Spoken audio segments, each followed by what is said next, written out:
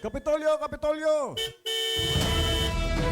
Biyaheng Kapitolyo. Ang programa ng bawat Batanggenyo. Biyaheng Kapitolyo. Mapapakinggan ang mga napapanahong mga balita. Biyaheng Kapitolyo. Mga kaganapan sa loob at labas ng lalawigan ng Batangas. Biyaheng Kapitolyo. Tatalakay sa mga proyekto ng ating pamahalaang panlalawigan. Health, education, livelihood, protection of life, environment, and property. Tara na! Sakay na! At samahan ang buong pangkat ng patrol ng Kapitolyo patungo sa isang magiting na lalawigan ng Batangas. Dito sa biyaheng hindi ikaw maiiwan. Kapitolyo, Kapitolyo!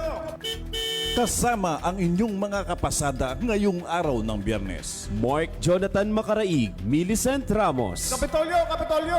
Broadcasting live mula sa Batangas Provincial Information Office Media Center. Ito ang inyong biyaheng Kapitolyo. Kapitolyo, Kapitolyo! Ayun, magandang umaga Southern Luzon. At magandang umaga, lalawigan ng Batangas. Araw na naman po ng Biyernes, January 19, 2024 at narito na pong muli ang inyong paboritong kasama tuwing umaga sa ikawalong taon na, Ate Isent. Ang Ikawalong bilis. taon, ang Kaya bilis, nga. parang kailan lang. Ng programa ng bawat Batanggenyo, ang inyo pong biyaheng Kapitolyo. Ito po, si Jonathan Macaraig. At sa ngalan po ng ating masipag at magiting na ama ng lalawigan ng Batangas, Governor Dodo Mandanas, kasama niyo po muli kami ang inyong mga morning kapasada. Broadcasting live po mula rito sa PIO Media Center sa Health Information Management Building sa Kapitolyo. Ito naman po si Millicent Ramos. At bago po tayo magpatuloy sa ating pagbiyahe, tayo muna po ay magbigay ng pasasalamat sa ating Panginoon sa atin pong muling sama-samang panalangin para sa kanyang gabay at patnubay. Pangungunahan niya ng aking kabiyaheng in tandem, Ate Millicent Ramos.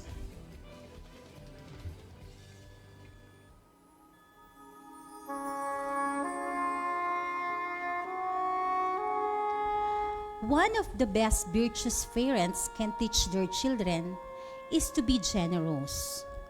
Pag kami mga gulang na nagrereklamong makukunat yung mga anak nila at hindi man lamang marunong magbigay o mag-share sa mga household expenses, baka naman hindi nila ito napalaki na maging giver. Baka pinalaki silang receive lang ng receive. Train the children to be giver kahit sa mga Sunday school, sa church, o sa mga maliliit na events ng bata. Maganda kung meron silang mga offerings para natuturuan at nasasanay na maging palabigay. Maganda ring isinasama sila sa mga social works, sa mga pagpapakain sa mga maralita para masanay silang maging givers. Maganda rin nakaharap ang mga bata sa pag-aabot ng mga magulang ng tulong para sa mga kapuspalad na kamag-anak o sa mga nangangailangan. Huwag niyong isaksak sa utak ng bata na ang binibigyan niyo ay may utang na loob sa inyo. Kasi baka lumaki silang mayabang. Dapat itinuturo ninyo ang puso ng pagbibigay. Dahil nagbibigay tayo, dahil ito ay bigay din sa atin ng Diyos. Mas mabuting nagagawan din naman natin ang mga taong binibigyan natin at kung hindi man tayo ang gagawa ng mabuti sa kanila. Ganyan ang training. Training and nurture can do a lot in making people, especially children, become better versions of themselves. Panginoon, turuan niyo po kami na maging mapagbigay sa kapwa at manatili sa aming mga puso ang pagdadamayan, maging maliit man o malaking bagay. Panalangin din namin na palaging maging daan kayo sa pagmamahal at kabutihan sa ibang tao. At naway maging inspirasyon kayo sa pagbibigay saya at tulong sa ating kapwa. Ang lahat ng ito, Panginoon, itinataas namin sa iyo. Sa ngalan ni Jesus, nabubuhay at naghahari kasama ng Espiritu Santo, magpasawalang hanggan. Amen.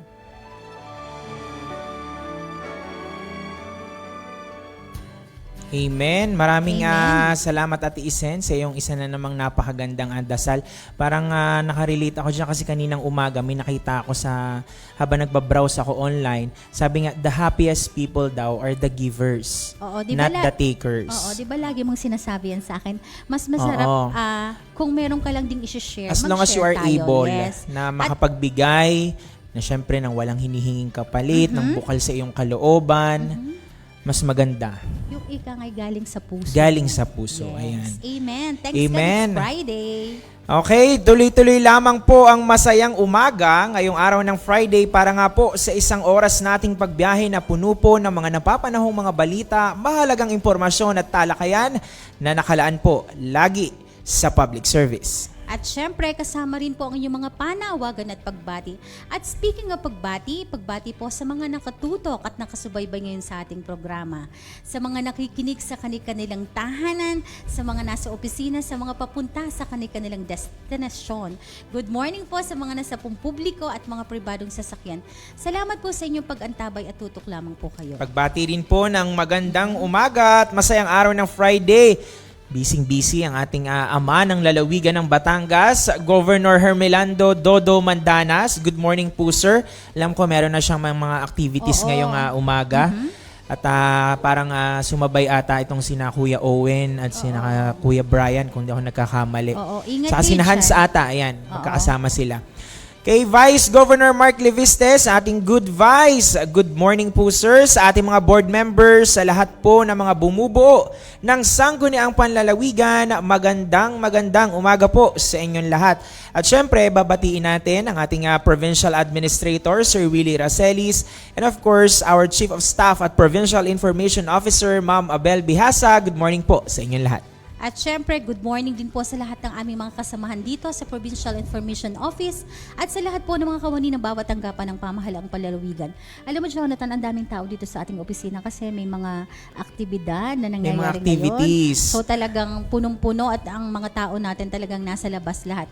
At syempre, tayo nga ay napapanood via Facebook live streaming at napapakinggan sa himpilang 95.9 Radyo Totoo. Kaya naman, sa lahat po ng ating mga katiwala, mag-like, comment and share na po kayo dito sa ating live streaming. At para naman bumati sa ating mga online viewers, kasama po natin ang ating pangatlong patroller ng ating Kapitolyo. Ang ating patroller ngayong araw ng Friday, kasamang Shelly Umali.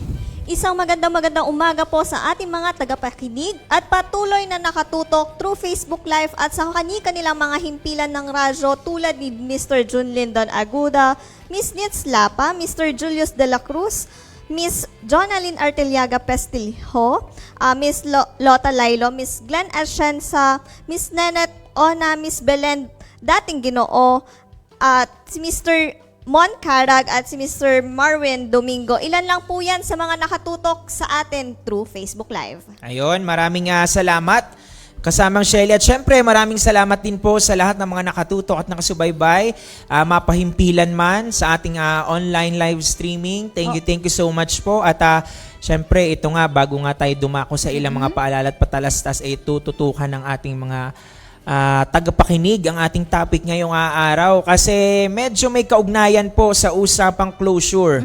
Pero hindi ito closure tungkol sa relationship at May isang hugot ka dyan na. Okay. Oo, kung hindi yung kaugnay nga po sa seasonal fisheries closure. Pero alam ko parang may paglilinaw dyan ng ating PGNRO maya-maya lamang.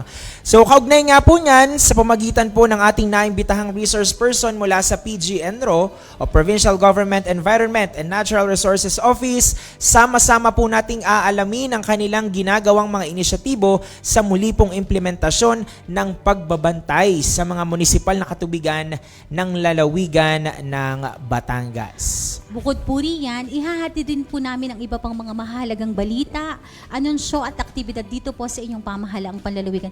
Kaya Jonathan, akin palang masingit lang din na maraming salamat sa pagtudok sa mga MIOs at saka mga volunteer workers. Makinig po kayo at manood po kasi napaka-exciting po at marami po kayong matututan ngayong umagang ito. Ayan, at speaking ng volunteer volunteer workers, ang ating mga BHW nung isang araw lamang. Nakausap natin. Nandito sila noong Lunes. So kaya naman, subaybayan po ang lahat ng yan. Magbabalik po ang inyong biyaheng Kapitolyo makalipas lamang ang ilang mga paalala. Simpleng tips para sa malusog na pangangatawan. Kumain ng 5 hanggang 6 na small meals kada araw. Karamihan sa mga nutritionists ay inirekomenda ang ganitong dami ng pagkain. Sa ganitong paraan ay mababawasan ng bigla ang pagtaas ng sugar sa katawan at pag-iwas sa pagkain ng madami dahil sa gutom. Uminom ng 8 hanggang 10 baso ng tubig. Ang pag-inom ng tubig ay maaaring makapigil sa pagkakaroon ng kidney infections, kidney stones, migraine, constipation at wrinkles. Nakapagpapalambot at nakapagpapaganda din ito ng balat. Matulog ng 7 hanggang 8 oras kada araw. Ang pagtulog at pagpapahinga ay nakapagpapataas ng energy ng katawan. Umakyat ng 1 hanggang 2 baitang na hagdan bilang exercise. Nakakabuti ang pag-ehersisyo para sa ating puso at kasukasuan. Ang katamtamang pag-ehersisyo ay makakapigil sa diabetes at pagiging obese. Iwasan ang mga hindi healthy at gawain tulad ng paninigarilyo, pag-inom ng alak na nakakasira ng brain cells, paggamit ng mga ipinagbabawal na gamot at sobrang pagkain ng matataba para humaba ang buhay. Kumain ng gulay at prutas upang maiwasan ang pagkakaroon ng heart disease, high cholesterol, high blood pressure, problema sa pagdumi at kidney stones. Ang mga kulay berde na gulay tulad ng pechay, kangkong, talbos ng kamote at repolyo ay nagtataglay ng maraming vitamins at minerals. At ang mga masustansyang prutas naman ay ang saging, mansanas, carrots at kamatis. Tumawa ng 15 minuto kada araw. Ang pagtawa ay nakapagpapababa ng stress hormones na tinatawag na cortisol, samantalang endorphins naman ang tawag sa mga good hormones na siyang dahilan ng pagiging masaya at nakapagpapalakas ng immune system. Maging masigasig sa trabaho. Pumili ng trabaho na naaayon sa kagustuhan. Magkaroon ng lifetime partner. Ang pagkakaroon ng kapareha na napagsasabihan ng problema ay nakakatanggal ng stress. Palagi nating tandaan, ang kalusugan ay kayamanan.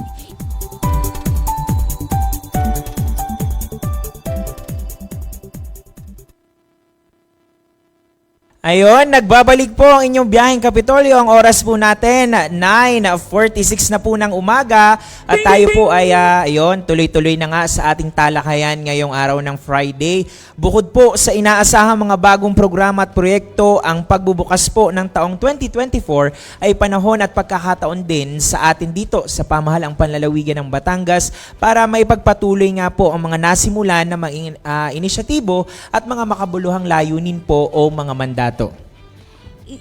Isa na po riyan ang protection of the environment na nakapaloob sa health program ng ating Governor Hermelando Mandanas. Mga programang tumitiyak para sa pagpapangalaga ng ating kalikasan, kabilang ang ating mga karagatan at baybayin, at ang samut-saring mga lamang dagat o species na meron ng ating mayamang marine life. Kaugnay niyan, sama-sama po nating alamin ang mga karagdagang impormasyon at napapanahong mga kalaman patungkol po sa pagpapatuloy ng implementasyon ng seasonal fisheries closure o yun nga ang ati-isent na tinatawag sa pagbabantay sa mga municipal na katubigan dito sa ating lalawigan. So ano nga ba ang ginagawa ng ating PGNRO, ang kanilang mga ginagawang aksyon ng ating pamahalang panlalawigan para nga po sa pagpapaganap nito ng maayos. Kaugnay niyan, kasama po natin ngayong umaga si Ms. Sherilyn Barot, Senior Environmental Management Specialist mula po sa Provincial Government, Environment and Natural Resources Office. Good morning po, ma'am. Good morning, Ma'am Sher. Good morning po. Isang makakalikas ang umaga po, Ma'am Millicent and Sir Jonathan, at sa lahat po ng mga tagapakinig at mga nanonood po. Ayan, so noon nga Ate Isent, nung isang araw ay tayo tumungo sa tanggapan ni na hello po kay Sir Luis. Ayan, Good morning, Sir Luis. andito si Sir Luis sa ating building ngayong araw. At nagtungo nga tayo sa tanggapan nila at kinausap natin at nakausap natin si Miss She tungkol nga, sabi ko, sino ba ang pwede nating makapanayam patungkol doon sa seasonal fisheries closure na kung tawagin. So, una sa lahat, ma'am, maraming salamat po sa pagpapaunlak po ninyo dito sa aming programa at kung di ako At alam nagkakamali natin, busy talaga din si Michelle kasi nung ipinagpaalam ko siya kay Sir Luis at nabanggit niya sa akin na ang dami kong pinapagawa kay Miss Che, pero binigyan pa rin tayo ng pagkakataon at oras na makapanayam natin ngayong umaga ng Friday. Siyempre naman, para sa isang makakalikas ang umaga, Ma'am She. So, Ma'am She, kamusta naman po so far? Siyempre, ang ating kapapasok lamang ng ating 2024. Kamusta naman po ba? Kamusta rin po ang ating PG Enro? Especially po dun sa inyong division po na kung saan po kayo nabibilang. Yes po. So ako, okay naman ako. Medyo kinakabahan, pero carry lang. First time Yan. niyo po ba dito sa sa studyong ito? Yes po, first Ayun. time ko. Pero yung mga previous po na mga So, okay na interviews, natin. yan, nakakasama naman po ako. So, first time po talaga na ako yung makakausap. Ayan. Hayaan mo, Miss Che, next time kasama mo na dito si Arnold. Kaya sinama mo siya ngayon. Biglang ganun eh. Ayun. So, okay naman po kami sa PG Enro. Siyempre, pagpasok ng 2024, so patuloy po kami sa paggawa ng aming mga pagawain para po sa protection ng ating and conservation ng ating environment. So, kami po sa Biodiversity Management Division, so patuloy po kami sa pagdidistribute ng aming mga mangroves, fruit-bearing and mga forest, mga seedlings sa mga LGUs po at sa mga iba pong organizations na nare-request. Yung last quarter po, so patuloy pa rin po yung pagkakandak po ng training, yung BLS training para po sa ating mga bantay dagat members. And then, yun nga po, nagsagawa din po kami nung ating yung preparatory meeting para po sa implementation nitong ating activities na related po sa closed fishing season. At yun nga po, dun din po kami nagsimula at hanggang ngayon po ay patuloy po kami sa pagdidistribute nung mga logistics para po dun sa ating mga enforcement team. Yan, isa at Ayun. isent na nakaano sa akin yung pagdidistribute nga nila yung mga seedlings nga po, na tuloy-tuloy na ginagawa ng ating Iba pa PG yun Enro. sa ayuda na ibinibigay. Iba pa Diba? yun at Iba pa saka yun? bukod din yun kasi ang syempre ang ating namang agriculture ay nagbibigay din ng seedlings pero iba namang kumbaga tanim yon kumpara doon sa binibigay Yes ng po, PG more Enro. on kasi ang agriculture ay yung mga seeds. Yun po yung sa gardening. Yan. Yung mga Okay. At nakakatuwa din kasi last atang na-interview natin dito na PG Enro ay patungkol pa doon sa air monitoring po ata at saka testing naman tungkol doon sa pag-alboruto ulit ng ating Bulkan Taal, yung sa SMAG, yung sa VAG po natin. So, apan doon sa results nga, okay naman. At syempre ngayon, dadako naman tayo sa medyo talakayan patungkol sa katubigan. Ano nga, Miss She? So, ito, Miss She, kung nabanggit nga natin kanina, seasonal fisheries closure, para lamang po sa kabatiran ng ating mga tagapakinig. Ano po ba muna ito at baka po maipaalam natin sa ating mga kababayan itong patungkol dito? Yan. So, yung seasonal closure po or yung tinatawag din natin na closed fishing season, so isa po siyang fishery management strategies na kung saan ay ipinagbabawal po ang panghuhuli ng mga specified na fish species gamit po yung mga gears, like mga active gears na ginagamit po ng ating mga commercial fishing vessels. So, ito po ay bakit po tayo nagkakaroon ng seasonal closure? Ito po ay para mabigyan po ng pagkakataon ng ating karagatan na makapahinga at kumbaga ay ang ating mga isda na makapangitlog at makalaki para sa ganun ay manumbalik po ang sigla ng ating karagatan. At mas dumami. Mas dumami. Yes po. So, syempre, ang magbe-benefit naman po dito yung ating mga mangingisda at syempre tayong mga consumers. Ayun, saka dadami nga yung ating mga nahuhuling isda. Pero, ma'am, siguro maganda ding matalakay natin kasi ito naman ay hindi natin basta kumbaga pinatutupad at ito ay nakaangkla din doon nga sa ating mga batas din na kumbaga pinapatupad na rin. So baka po maiipaliwanag din natin yung sumasaklaw po na batas patungkol dito. So, ang implementation po ng ating seasonal closure ay alinsunod sa RA 10654 ay yung tinatawag po natin na Philippine Fisheries Code. Pero syempre, ito pong ating implementation dito sa province ay kinakailangan po ito ng municipal ordinance na kagaya po noong mga first year ng implementation. So meron po tayong mga naipasa ng mga ordinance sa atin po mga LGUs. Ayun. Pero tayo po dito mismo sa atin sa lalawigan, ang alam ko, sinoportahan din ito ng ating sangguniang panlalawigan po.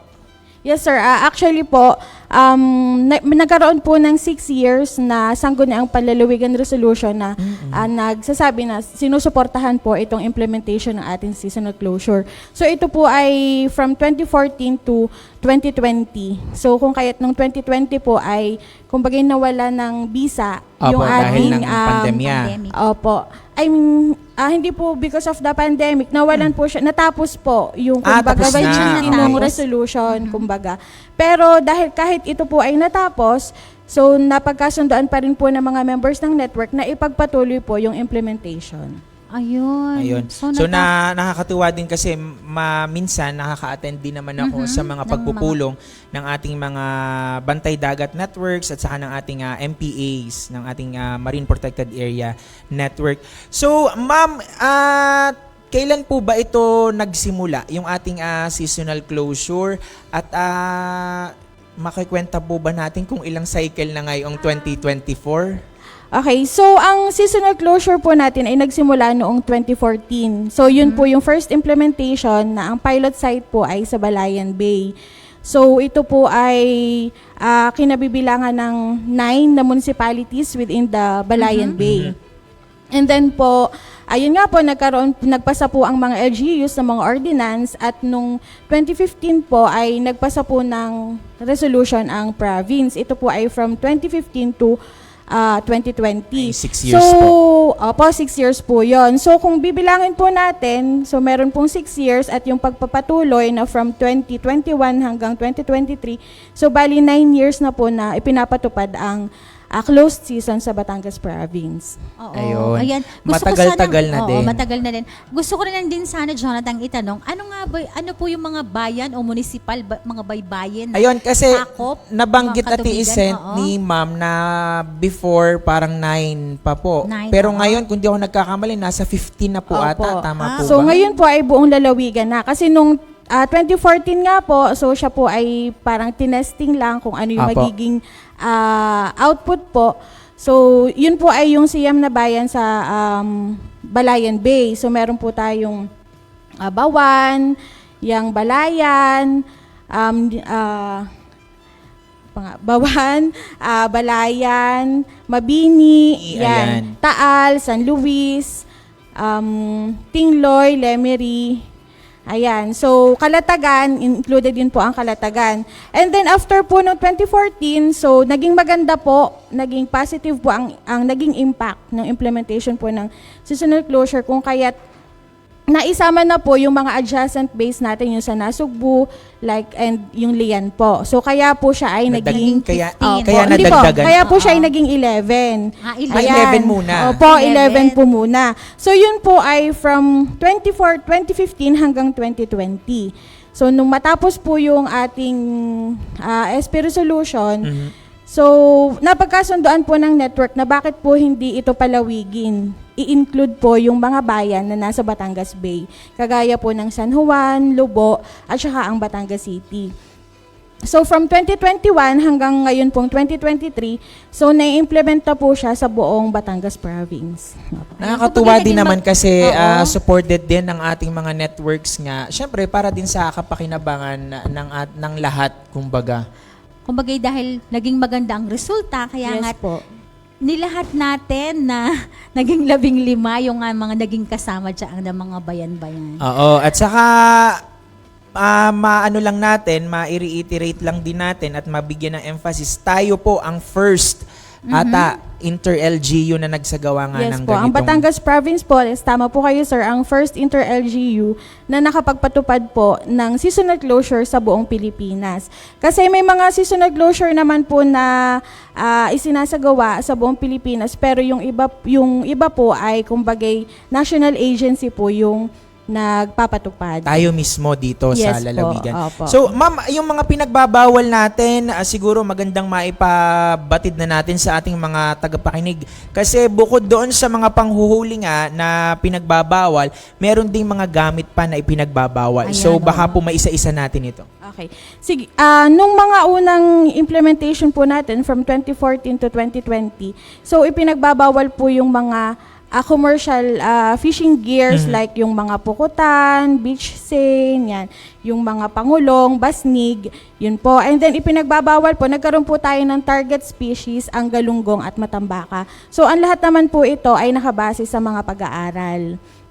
Ngayon, tapos simula po nung 2021 hanggang ngayon pong 2023, na kumbaga hindi na po tayo nagkaroon ng mga target species at saka gears, kaya po ang kumbaga nawala po yung natin ng seasonal closure, kaya po siya ay naging pagbabantay ng mga municipal na katubigan sa lalawigan ng Batangas. So, ibig sabihin po, lahat po ng mga gears na ginagamit ng mga commercial at even po yung mga fine mesh net na ginagamit ng ating mga municipal fishers, so bawal din po yun. Kasi ang atin po kasing seasonal closure ay para sa mga commercial fisher, sa mga commercial fishing vessels. Gaano yun tumatagal? Kasi, di ba, dahil nga ito yung pinagkukuhanan ng ating mga nasa lugar na pinagkikitaan. So, gaano tumatagal yung pagko-closure natin? Yes po.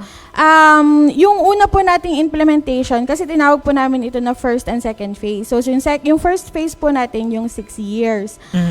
So tumatagal po siya ng 22 days. Kumbaga from there, nakita po na, nakakapangitlog.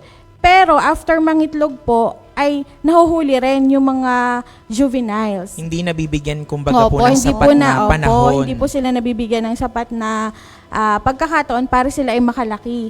Ngayon po, so nung second phase po natin, mula 2021, ito po ay ating pinahaba. As ito naman po ay recommended din ng ating mga members ng network, dahil tayo po ay nagkakaroon ng evaluation and assessment po after ng implementation. So yun po, para nga naman po magkaroon ng chance na sila ay makalaki, hanggang sa mahuli na sila din sa tamang sukat. So kaya po siya ay ginawang from December to March. Opo. So, naging 3 months. Oo, Opo. dahil Jonathan, Kasi madalas at Isent, like nung mga previous years, may nakikita ko na parang 2 months lang. Oo. Tapos minsan naging 3 months. Minsan pa nga po, November, as early as November, nagpapatupad na tayo. Yes Tapos po. meron namang November to January 1 ata or Opo. December 31. Tapos parang nag-overlapping Opo. sila yung dates nila. Yes po. So, paano po ba natin na-determine? Yung kasi pong dates ay depende din dun sa naging pag-aaral. So, dun sa mga, yung sa, tawag dito, Para yung sa sa new moon- buwan, sa yung new moon ganon. po ata, Opo, yun, yung pangitlog ng mga Opo, pero simula nga po nung 2021, so parang nag-stick na tayo dun sa date na December 1 hanggang January 31 po yung sinasabi natin na closed season. And then yun pong ating from January 1 hanggang March. So doon na po talaga tayo naghihigpit sa paggamit ng fine mesh net. Although ang fine mesh net po talaga ay bawal talaga po sa municipal waters. So doon po tayo naghihigpit kasi yung mga fine mesh net, sila po yung nakakahuli ng ating mga juvenile na mga fishes. ayun, kaya pala Jonathan, pagka magpapaprint sila ng tarpaulin sa atin, na ipinapaalam sa mga nasasakupang lugar, kasi nakalagay doon na sabi ko, bakit ba may mga date pa yan at na kailangang mga bawal-bawal? Yung pala, Miss Shea, may mga pasaway pa rin ng mga kababayan natin na kaya talagang kailangang maipabatid natin na ganito dapat ang gawin nila? Opo. Actually po, based po doon sa batas, sa RA 10654, bawal po talaga ang mga commercial fishers sa municipal waters.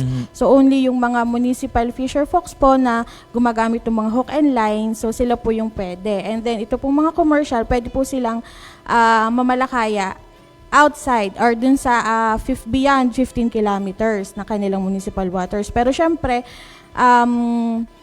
mababait yung ating mga kasamahan sa sa gobyerno. Yes, So oo. kaya kumbaga napapayagan silang mangisda within the municipal waters. Pero talaga pong kaya po napa-implement din po itong ating seasonal closure para sa kaunting panahon po ay makakaroon ng chance na makapahinga naman ang ating karagatan. Ayun, Oo. sabi nga Ate Isen sa Oo. Ma'am She, yung kumbaga panandali ang sakripisyo Opo. ay pangmatagalan naman yung magiging Oo, benepisyo. Dahil tama. Opo. para din yun sa atin at para sa lahat ng mga Opo. talagang mga mangingisda natin. Yes po. Dahil talagang sila'y bawal all year round. So kahit man lang po dito sa panahong ito ay talaga pong makapaghigpit. Opo. Yun. Ayun. So, dahil nababanggit na po natin kanina yung mga networks natin, sino-sino po ba mga katuwang na ahensya ng ating dito nga sa implementasyon ng ating pagbabantay? Opo. So yun. So meron po akong para. Okay. Baka kasi Baka may kasi- makalimutan. Baka may makalimutan, Opo. delikado yan. Ayan. So kasama po natin sa pagpapatupad po nitong programang ito ang atin pong 15 coastal LGUs na mga members po ng Marine Protected Area and Bantay Dagat Network. Kasama din po natin dito ang BIFAR, ang ever supportive na BIFAR, at ang PNP Maritime Group, Coast Guard. Ito po yung ating mga enforcement agencies. Ganun din po yung mga kasama po natin sa provincial government. Siyempre, ang PIO po. Ayan. Yes Ang po. agriculture. Yan. Ang PSWDO po na sila pong nagbibigay ng ating mga goods para po sa ating enforcement team.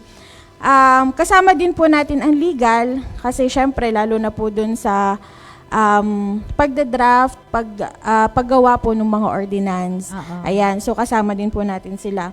Ganun din po, kasama din po natin yung ating mga NGO partners like yung First Gen, Malampaya, and Conservation International.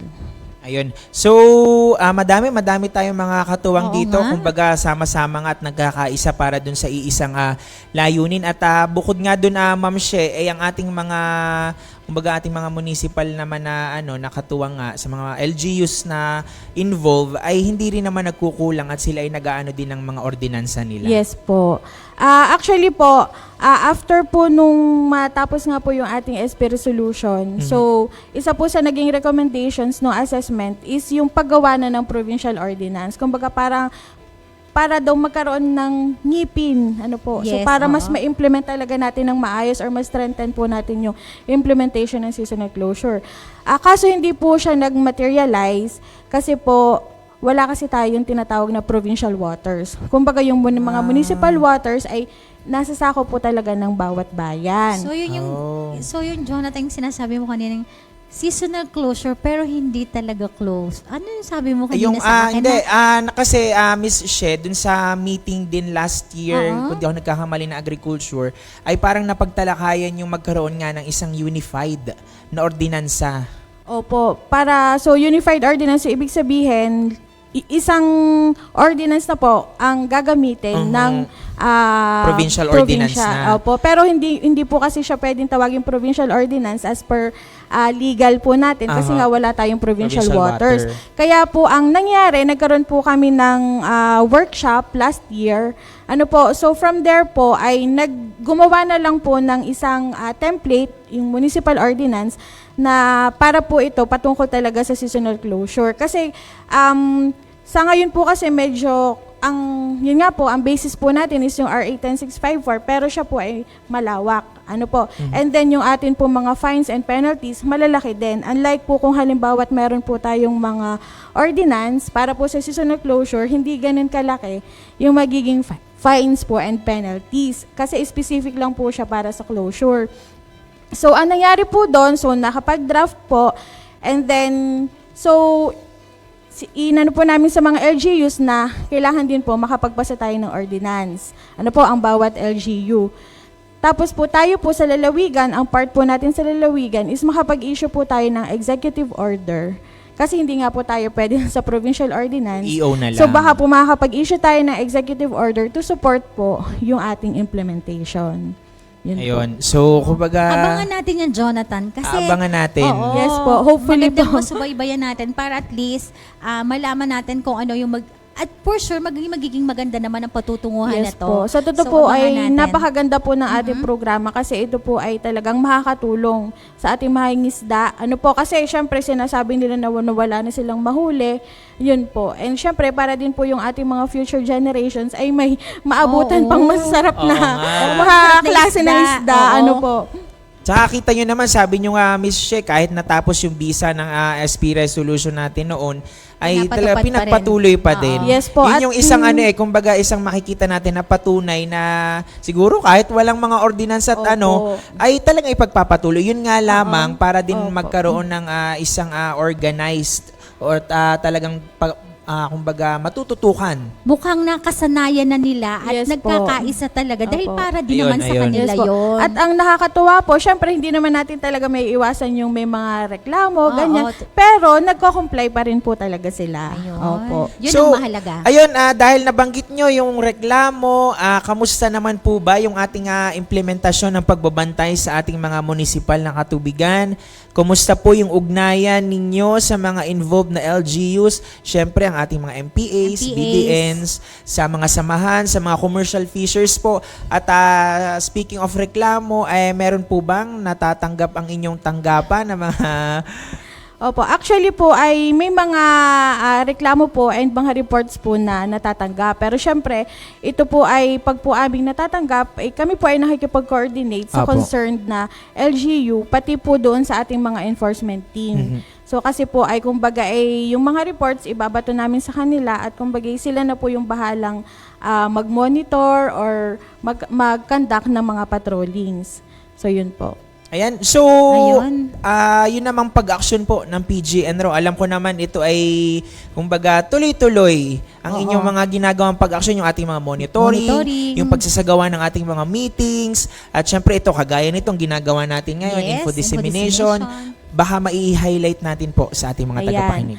So, pagdating po sa meetings, so kami po ay nagsasagawa ng preparatory meeting and final meeting. Ano po, so kagaya po last year, ito po ay isinabay namin sa meeting ng network. So, dito po pinag-uusapan kung ano po yung mga gagawin, yung mga logistics, at saka mga administrative supports po na mga kailangan. Tapos upon implementation po, so yun po, meron po kaming closed coordination and monitoring doon po sa, meron kasi tayong tinatawag po na Tactical Operation Center and Sub-Tactical Operation Center. Mhm. Yan. So yung atin pong Tactical Operation Center, so ang lead po dito is yung PNP Maritime Group. So sila po yung nagkakandak po ng mga patrolling po para po malaman kung may mga violators, ano.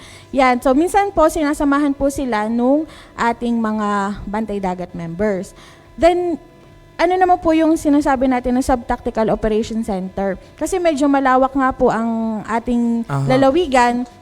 So kami po ay nagtayo po ng mga sub-tactical na like sa Balayan, sa Nasugbu at saka sa San Juan.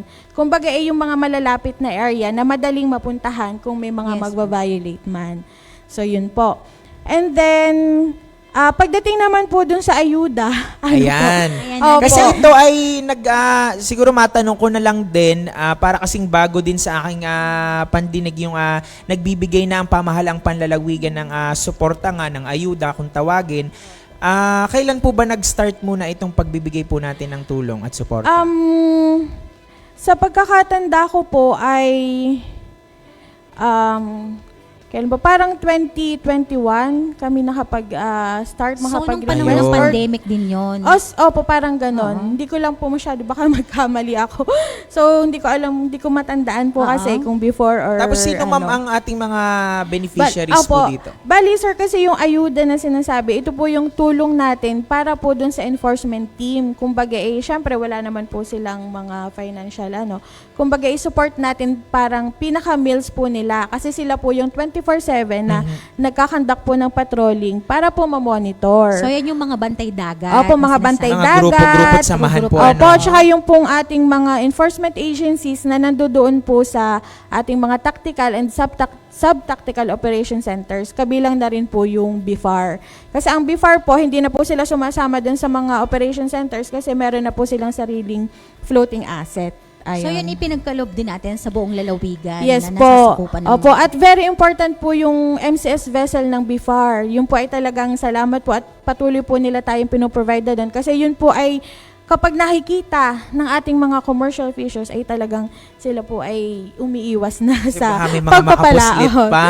Opo. Ayan. So, Ayan. kailangan tutok na tutok ang pagbabantay. Opo, gusto ko lang po ma-highlight, so yung mga ayuda po na ibinibigay natin sa enforcement team, so meron po tayong bigas na nanggagaling po sa ating first gen. Opo.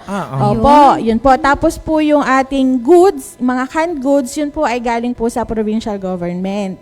Opo, and then meron din po tayong mga bigas pa rin na ibinibigay naman po sa ating mga Bantay Dagat members na yun naman po ay nanggagaling sa Malampaya Foundation.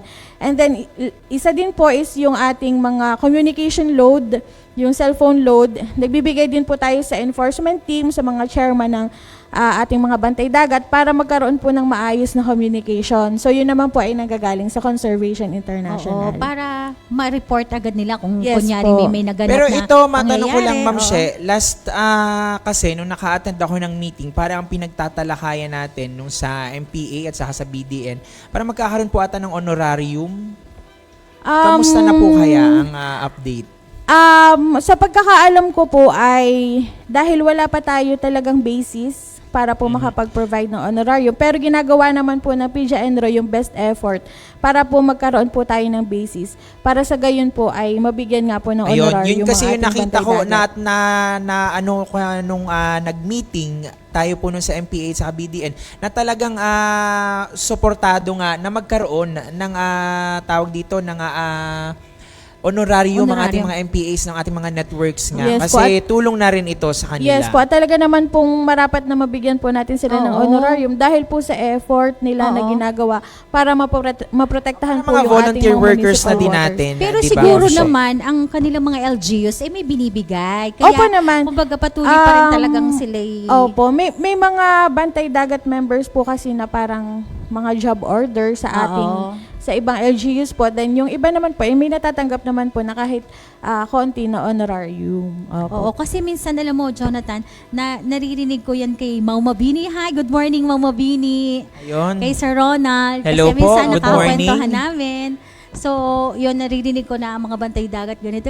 So, nakikita ko talaga na napaka-supportive din talaga naman ang LGU Mabini sa kanilang mga Bantay Dagat. Opo. Kaya nga po, syempre, maganda din nga po na mabigyan sila ng honorarium dito po sa province para po mas ma-feel po nila na nare-recognize po natin yung kanilang mga efforts and initiatives. Tanda ko po kasi Opo. noon ang ating sangguniang panlalawigan talagang Yes po. support din sila sa idea nga na magkaroon ng Oo honorarium. nga Yes pala, po. Jonathan, ikaw nga pala ang si Mr. Enro. Kasi pagdating kasi sa usaping pang-Enro, talagang Opo. si Hindi, Jonathan minsan kasi wala nakaka-attend natin. tayo. Oo. Minsan tayo ang Opo. natatawag. Kaya nga, ito si Miss Shea, ating naging guest ngayong umagang ito. Siguro mas magandang masubaybayan natin ang lahat ng mga marami tayong dapat abangan sa kanila. Kasi Ma'am She, maganda rin nga na nasusubaybayan natin yung mga proyekto nga, lalo na ng PGNRO patungkol nga dito sa ating katubigan Opo. na maganda din nga na nagtutuloy-tuloy yung kumbaga Yes, sir. magkaroon ng development ng At story. maipaabot natin kung ano ba talaga ang mga dapat nating gawin, ipabatid Opo. sa kanila na informasyon. Yes, at ma'am. mas magandang tayo nagkakasama-sama ng Opo, mas yes ma'am. maayos. Ma'am, gusto ko din po ma-highlight yung sa Yes po. information dissemination kasi Apo. napaka-importante po ng role ng PIO. Kasi po, syempre yung mga printing po ng tarpaulin, so kami po yung makukulit na, ma'am, nasa na po?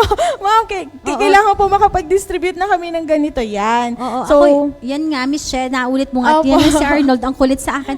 Bakit ba parehas ata ng pinapaprint kayo? May tactical, may Opo. hindi tactical. Opo. Eh, parehas lang din naman yung nakakapaloob. Ngayon ko lang talaga na pagtanto, Jonathan, na ganyan talaga magkakaiba pala yon. Kaya, Yes po. kami naman sa part namin sa PIO, talagang supportive din kami. Siyempre, kay Sir Luis, na alam ko Opo. namang talagang supportado rin tayo, Jonathan. yan. Opo. So, yun nga po. Kaya marami po yung pinapaprint namin dahil binibigyan po namin ang kada LGU, yung 15 coastal, and then yung mga enforcement team, ayan. Tapos po, ang mga coastal LGUs po natin, kung gusto nilang maglagay sa kanilang mga coastal barangays. So nagbibigay po kami ng soft copy para Opo. sila na po yung magpaprint. Ayun, para mas Opo. lalo nga nating maipabatid sa kanila Yes ang mga po. dapat nilang malaman. Opo. At kahit taon-taon itong ini-implement, ay kumbaga magbigay paalala din. Para ma-refresh Yes talaga po. sila, Ma-refresh Jonathan. lamang din. Oo. So, ayun nga, dahil sa mga paglabag po, baka mapapasadahan lang natin ng kaunti. Kasi noong ilang nakaraang previous years pala, Ma'am She at sa Ate Iset, nakikita ko na doon sa mga tarpaulin ninyo na may mga nakalagay na mga fines, Yes mga po. parusa sa mga lalabag. Parang ngayon po ata dito sa inyo, parang wala po ata nakalagay. Wala po talaga may nakalagay kasi nga po wala po tayong ordinance. So kumbaga nakabase po ito sa ating RA 10654 kaya kumbaga talagang malaki po yung mga fines na syempre nandoon po sa national law. Doon na po ang Opo, magiging... doon po talaga siya nakabase. Kaya nga po talagang ina-encourage ang mga LGUs na sila po ay magpasa ng ordinansa. Opo, para... So yun, medyo mababa kasi yung penalty pagdating sa... Sorry, Jonathan, Miss Che. Nakita ko kasi dito, alinsunod nga daw sa RA 10654. Bakit galunggong lang at matambaka? Opo. Sila lang pala Opo, talaga. kasi po, since nga po nag-implement yung ating seasonal closure, ay ang naging target species po natin is yung matambaka at saka galunggong. Kasi based po sa study, sila po yung kumbaga ay nauubos. At po, kaya marapat po na sila po ay i-conserve. Ate Sent, nakakapag-ulam ka pa ba ng galunggong? Oo, kasi yun talaga, ang gusto ko lang talaga na isda. Kasi Opo. hindi siya matinik. Alam mo ba ang matambaka? Ang matambaka masarap na Hindi ako sinigang. medyo Kaya, familiar kasi sa hindi ako mga isda. maisda. So, ang galunggong naman, napakasarap na prito talaga at saka yung saing din. Kaya natanong ko yun sa kanya kasi bibihira na talaga Yes, ako ma'am. nakakakita ngayon Opo. ng galunggong at saka ng matambaka. Opo. Although ngayon po ay target species pa rin siya, pero syempre, hindi naman po natin mapipili kung ano yung ating mahuhuli. Kaya kumbaga, nandun po tayo sa konsepto na pagbabantay talaga na kahit na anong species ang mahuli mo, basta nag-violate ka, so mahuhuli ka. Ayun. Ayun. At speaking ng panghuhuli nga, Miss She, ay saan ba maaaring i-report itong mga, syempre may mga illegal na mga activities, mga, siguro kung may mga nakakapuslit pa, saan po sila pwedeng tumawag at pwedeng Opo. makipag-ugnayan? Yes po. So, pwede po silang mag-text or tumawag dun sa phone number po ng ating Tactical Operation Center. 0969-640-0292 or 0906-348-5882. Then, maaari din po silang makipag-ugnayan sa BIFAR, or kahit sa kanila pong mga Municipal Agriculture's Office. Yan po. Ayun. So, baka meron pa po kayong nais bigyang pansin o pasadahan? Paalala muli sa ating Opo. mga kababayan? Ayan. So, paalala lang po na ito naman pong ating programa ay hindi para sila ay kumbagay pahirapan, kundi ito po ay para matulungan sila na para sa pagdating ng panahon ay marami pa rin po tayong isda na mahuhuli. And yun nga din po, gusto ko rin pong medyo bigyan ng pansin. Kasi po sa Facebook, like yung sa atin pong tourism office na nakapag-post po sila nung mga dulong na masarap. Actually, masarap naman nga po yung dulong. Pero, syempre, sana'y makatulong din po natin sila sa sa info dissemination na kumbagay bawal hulihin po ang dulong. Kasi ito pong mga dulong, ito po yung kumbagay, base din po sa pag-aaral, ito po ay mga juvenile fishes ng iba't ibang klase ng isda. Ayun. Ganun pala yun. Ang sarap pa Opo. naman ng dulong. Ayan, kaya po, sa totoo lang po, nung napapunta po ako sa Enro at kumbaga na-involve nga po ako sa seasonal closure na implementation, talagang hindi po ako nakain ng dulong. Wow, ganun Talaga. pala yun. Ang Kaya sarap po pa alaman. naman ang sarap pa naman, Masarap Jonathan, ng pinais. dulong. O, pinais. Ayun, talagang... Magagalit sa atin ng mga taga-PG. Oo. Kasi isa talaga po sa delicacies ng Batangas Province ang Pinais na dulong. Pinais. Oo, Yan, lalo na opo. yung galing sa lubo. Kasi no isang araw may nagtinda dyan. Ang sarap-sarap pa naman. Ganun pala yun Opo. siya. Babawasan ko ng pagkain ng dulong. Opo, yun. Kawawa sila kinakain na agad. Ayan. Ayun. So, Ayan. talagang hindi po talaga pwede. Kumbaga, all throughout the year. Opo, kasi talagang, yun nga po, like po yung na-experience namin nung, I think, 2021 or 2022, di may mga nag-report po sa amin. Ako po mismo, sa Facebook, di syempre, tanong-tanong ako, saan po nabibili yan? Tapos bumili po ako. Ngayon, ang ginawa ko po, nag-contact po ako sa BIFAR.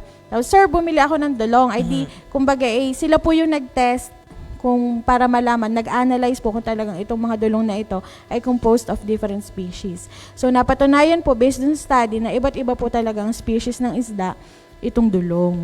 Ayun. Oo, dahil pagka bumibili tayo ng dulong, meron kasing may part na medyo malaki yung fish, Opo. na hindi talaga purong dulong. Yes, ma'am. At may sinasabi palagi yan si Kuya June, yan ba'y puti? Di ba Opo, may yun ganun na. yun? So Puti. pag may iputom, may Opo. puti o itim. So iba-iba pa, Opo. ganun pala. Lalo naman pag yung medyo may maitim-itim na, kasi talagang yon, sure ka, kahit hindi mo i-analyze, yun ay iba't ibang klase ng species ng isda. Ayan Oo. ha. Sa halip na makakalaki pa. Magigilty na pala Yes kapag po. kumain ng Magtituloy dulong. ako. Ayun. Oh, kasi syempre yun nga sa future generation din nga para may mga dumami pa ang ating mga ganitong uri ng marine life or marine species. Opo, kaya nga po ang sabi natin, ito po naman ay pansamantalang sakripisyo, Aha. pero panghabang buhay na benepisyo. At nang sa ganun ay makita rin ng mga susunod na henerasyon na may mga isda pa rin pala na katulad ng dati na syempre pag nawala, 'di ba? So hindi natin ano ba yung matang baka, ano ba yung Yes po.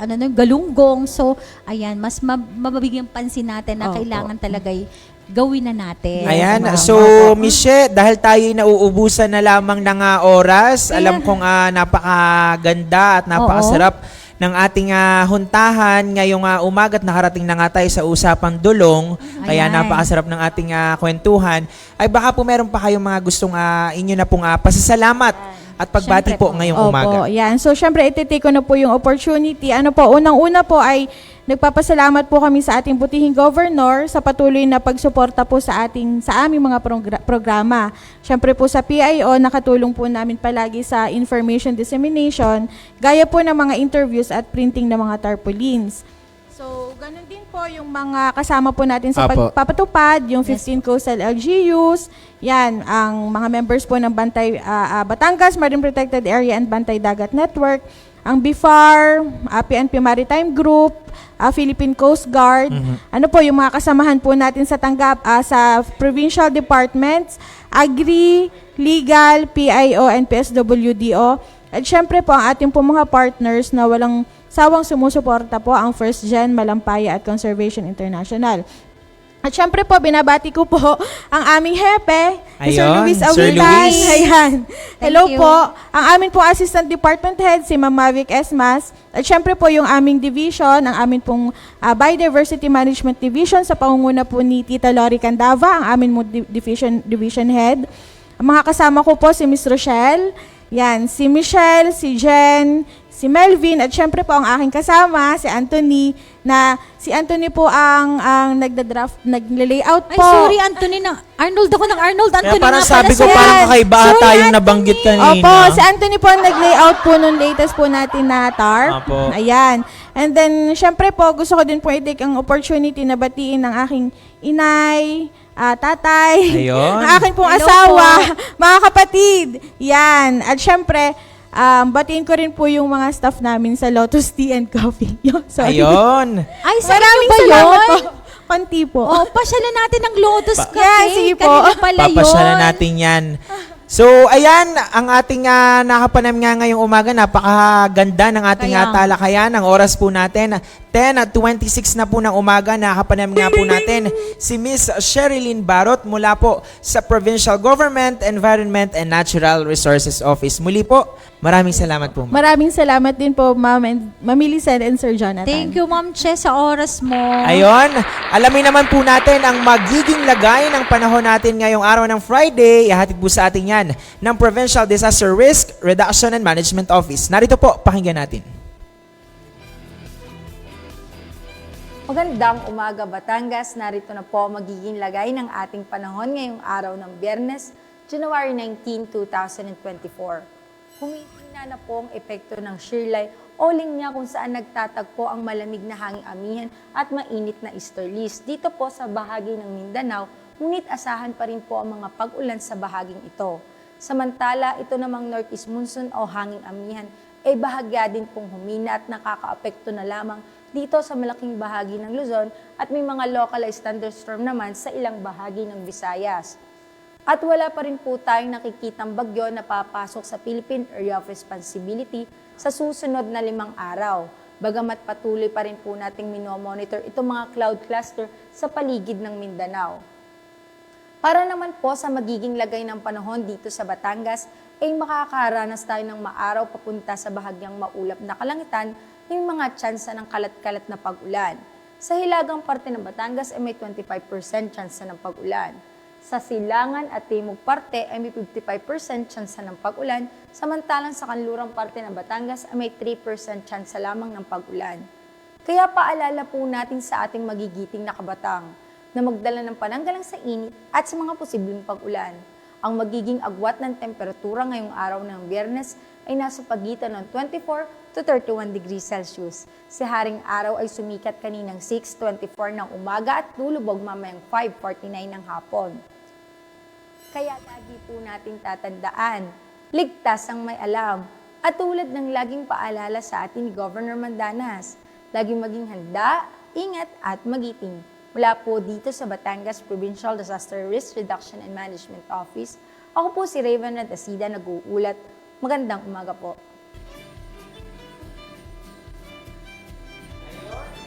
Ayan, nagbabalik po ang inyong biyaheng Kapitolyo. Ano bang oras na? 10:29 na. Isang minuto na lamang para tayo ay magpaalam. Mabilisang bati na lang. Kasamang Shelly, baka meron ka mga gustong batiin?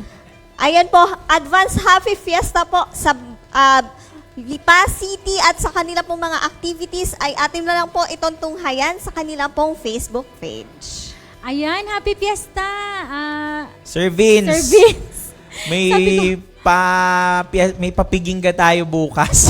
At saka syempre sobrang happy ako ngayong araw na to. Congratulations naman, Sir Ayun, Edwin. congratulations sa isa dito. Talagang, Oo. syempre kay Kasamang Arnold. Ayan. Congratulations sa inyo. Talaga namang nakakatuwa. Oh my God. Syempre, bigla akong nawala sa wisyo. Babating Happy anniversary! Anniversary nga pala. Oo, ayun. At syempre, Kay Ati Pam. Hello, Ati Pam. Good Hi, morning. Pam. At syempre, kay Carl at Barbecue kay... na uli kami dyan. Oo. mamaya. Syempre, kay Carl at kay Attorney Jane na nagbabakasyon ngayon. Ayo, Mag-ingat enjoy, kayo at enjoy mag-enjoy kayo. kayo dyan. At syempre, Jonathan, bilisan kahit late na tayo. Good morning. Syempre kay LP, thank you sa pa-birthday. Sa lahat po ng mga bubati sa aking kaarawan. Maraming salamat po at Ayun, nagpaabot ng mga belated. regalo. Natanggap pa po ako. Thank you po akala sa ko'y inyo. tapos na. Hindi pa natatapos Ang ating linggo, mga ang linggo, ano. Isang oo nga. linggong celebration. At syempre, thank you din, Ati Isent. Diba? Maraming salamat din and belated. Happy birthday. At sa aking kasamang Froilan, ayan, belated din. Happy birthday. Syempre kay Graciela, naka-birthday ko rin. Sa aking sister Rica, happy birthday. Halos sabay-sabay kami kaya. Dami din palang may birthday ng Oo. Enero. Ano?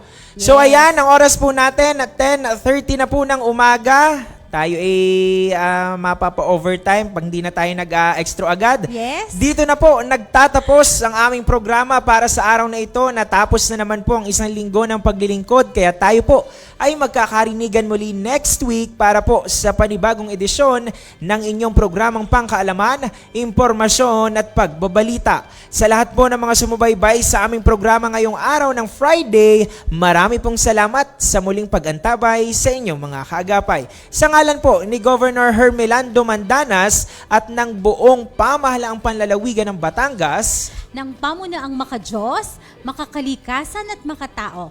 Taas noo, Batanggen. saksi po ang mahaba at mayamang kasaysayan ng ating lalawigan sa dami na po nating napagdaanan at napagtagumpayan. Sa tulong po ng Panginoon at sa atin pang mas matibay na pagkakaisa, anumang hamon mas kakayanin pa. Sa pagunlad, tayo po ay sama-sama. Muli, ito po si Jonathan Macaraig. At sa patuloy nating pagtahak sa makabagong panahon, patuloy lang din nating panatilihin na ang katangian ng ating pagkatao ang siyang tunay na yaman nating mga Batanggenyo. Matatag, magiting. Ito naman po si Millicent Ramos, kasama ang ating patroller na si... Shelly Umali. Kasama rin po natin ang ating mga technical team po na binubuo ni Kevin Medrano, Christian Andal, Jeffrey Evangelista, Harold De Guzman, Gian Marco Escamilas at Edwin Sabarte. Siyempre, And si nandiyan G. din po si Julius De La Cruz. Thank you, Gian, sa support, ha? Siyempre, kay Ayun, Edwin. maraming salamat sa inyong lahat. So, manatili lamang pong nakatutok sa aming official social media accounts Batangas PIO para po sa updates ukol sa tuloy-tuloy na paghahatid ng serbisyo publiko ng inyo pong pamahalang panlalawigan. Muli, ito po ang inyong Biyaheng Kapitolyo. Kapitolyo, Kapitolyo! Biyaheng Kapitolyo. Ang programa ng bawat Batanggenyo. Biyaheng Kapitolyo. Mapapakinggan ang mga napapanahong mga balita. Biyaheng Kapitolyo. Mga kaganapan sa loob at labas ng lalawigan ng Batangas. Biyaheng Kapitolyo. Tatalakay sa mga proyekto ng ating pamahalaang panlalawigan. Health, education, livelihood, protection of life, environment, and property. Tara na! Sakay na! At samahan ang buong pangkat ng patrol ng Kapitolyo patungo sa isang magiting na lalawigan ng Batangas. Dito sa biyaheng hindi ikaw maiiwan. Kapitolyo! Kapitolyo! Kasama ang inyong mga kapasada ngayong araw ng Biyernes. Mark Jonathan Macaraig, Millicent Ramos. Kapitolyo! Kapitolyo! Broadcasting live mula sa Batangas Provincial Information Office Media Center. Ito ang inyong biyaheng Kapitolyo. Kapitolyo! Kapitolyo!